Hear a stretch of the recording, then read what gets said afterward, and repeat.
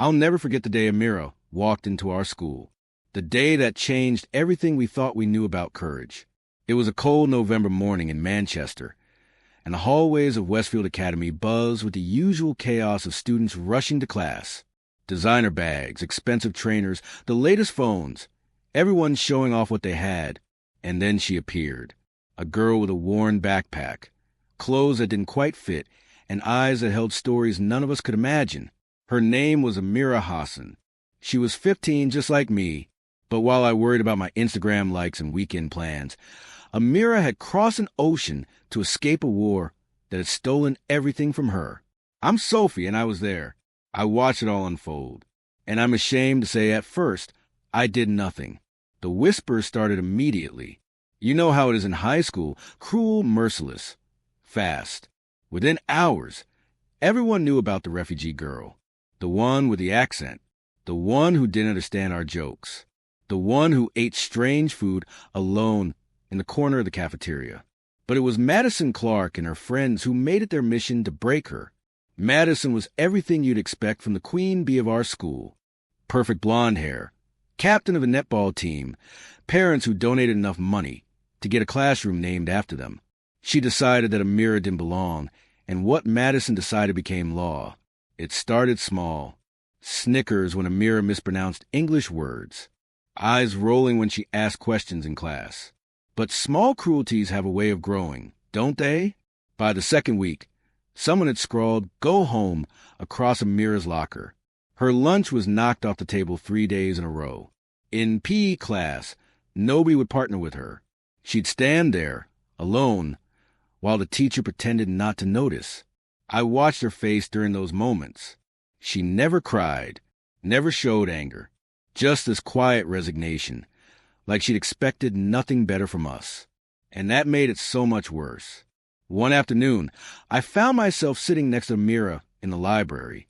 She was reading a book, Shakespeare, actually, the same play we were studying in English class. But while most of us skimmed the spark notes, she was underlining passages, writing careful notes in the margins. "You actually like this stuff?" I asked, immediately regretting how dismissive I sounded. She looked up, surprised anyone had spoken to her. In Syria, before the war, I wanted to be a teacher. English literature. Shakespeare, Dickens, the Bronte sisters. Her accent was thick, but her words were carefully chosen. I thought if I came here to England, I could see where these stories were born. Stupid dream, maybe. "That's not stupid," I said quietly. She gave me a sad smile. "Here, I am just a refugee girl. Nothing else matters." I should have said more, should have done more, but I didn't. I packed up my things and left, and when I passed Madison in the hallway, I laughed at her joke about Amira's hijab, because it was easier to be cruel than kind, easier to fit in than stand out. But everything changed on December 15th. It was the day of our school's annual winter assembly, a tradition where students could showcase talents, make announcements, celebrate achievements. Madison was set to give a speech about our school's fundraising success, money we'd raised for some charity most of us couldn't even remember. The auditorium was packed. 800 students, teachers, parents. Madison walked on stage in her designer dress, flashing her perfect smile, and began talking about generosity and community and helping those less fortunate. The irony was lost on no one but her. Then, halfway through her speech, something unexpected happened. Mr. Peterson, our headmaster, walked onto the stage and whispered something to Madison. Her face went white. She stumbled over her words, then walked off, looking confused and angry. Mr. Peterson adjusted the microphone. "We have a change in today's program. One of our students has requested to share something with you all. Something important. Please welcome Amira Hassan." The auditorium went silent, the kind of silence that makes your ears ring. Amira walked onto that stage, and I could see her hands trembling. She wore the same clothes she always wore. Nothing special. Nothing that cost more than a few pounds from a charity shop. But she held her head high. "My name is Amira Hassan," she began, her voice shaking but clear. "I am 15 years old. 2 years ago, I lived in Aleppo, Syria. I had a mother, a father, 2 younger brothers, and a sister. I had a home, I had a school. I had friends. I had a life. You could hear a pin drop.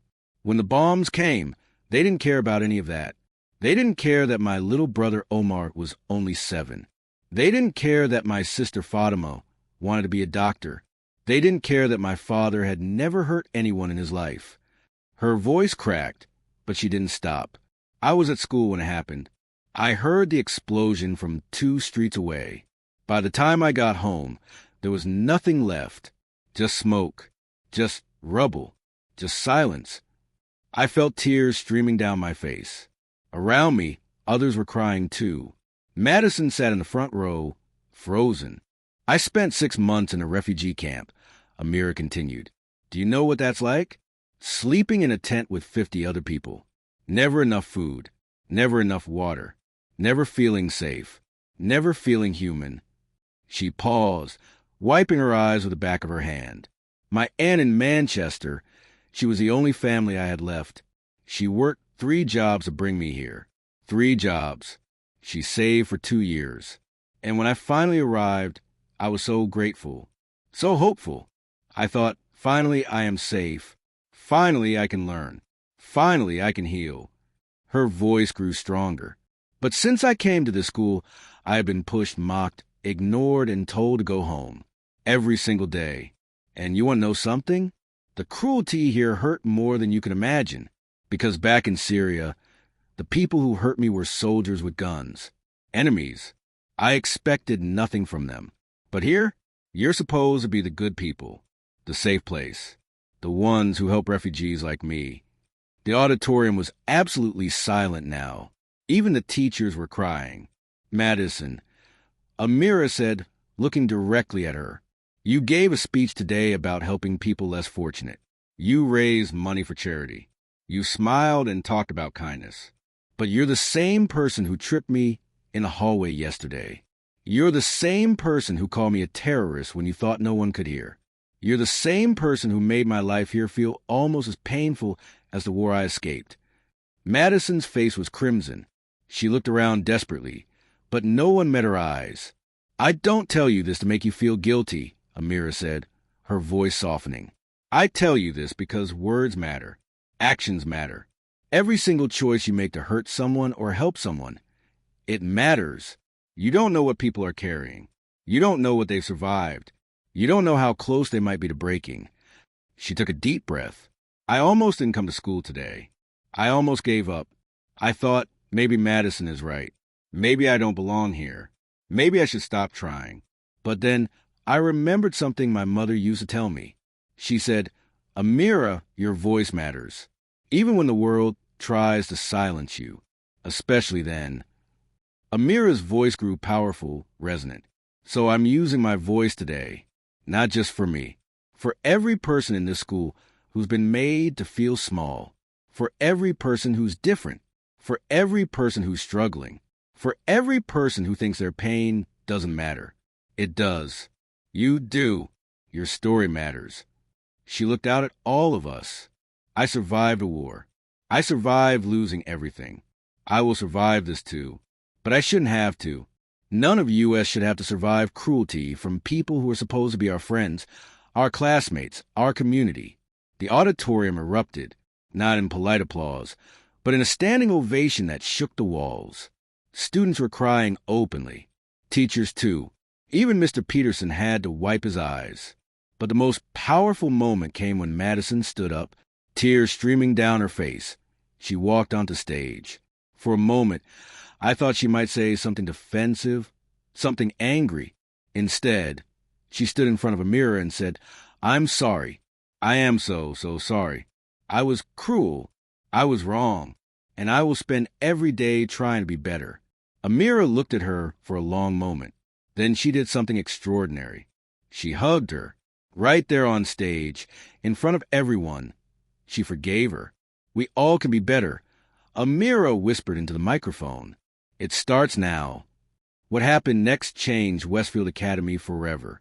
Students started the Welcome Project, a peer support program for new students, especially refugees and immigrants. Madison became its co-founder alongside Amira, using her influence for good instead of cruelty. The go-home message on Amira's locker was covered by hundreds of sticky notes from students, each one with messages support an apology or a promise to do better. Teachers implemented new anti-bullying policies, real ones with consequences. But more than that, something shifted in the culture. Students started sitting with the lonely kids at lunch. People started speaking up when they saw someone being hurt. Kindness stopped being seen as weakness. Amira's story spread beyond our school. News outlets picked it up. Her speech went viral online. Messages poured in from around the world, from refugees, from survivors, from anyone who'd ever been made to feel less than human. But Amira stayed humble. She didn't want fame. She just wanted to belong. By the end of that year, Amira was at the top of our English class. She joined the debate team. She started a book club that became one of the most popular groups in school. She smiled more. She laughed more. She was finally allowed to just be a teenager. And me?